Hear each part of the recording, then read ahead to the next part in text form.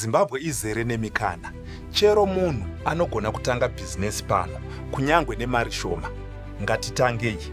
I absolutely love being back in Harare. The atmosphere, the culture, the people, it's just an incredible place to be right now. The transformation of Harare is incredible. We're seeing growth in every sector and the optimism is contagious. It's a beautiful time for our city. The secret to the Kombi business is keeping the wheels moving. High volumes, low margins, but you must know the routes better than anyone. Kutengeserana kwenyama kwangu kunofamba zvakanaka. Mugwagwa uyu nde wangu. Uye ndine vatengi vangu vanoziva kuti nyama yangu inotonhorera uye yakanaka. Ice yangu inotonhorera zvakapfurikidza. Kupisa kweHarare hakundinetse. Ndine mabhazi mahombe nemapakeji madiki. Mushonga wechivanhu ibhizinisi redu guru. Kunyangwe zvazvo nyika yachinja, vanhu vachiri kuda mishonga. Mishonga yechivanhu ndiyo upenyu hwedu. Shandisai mishonga yechivanhu pahutano hwemaZimbabweans.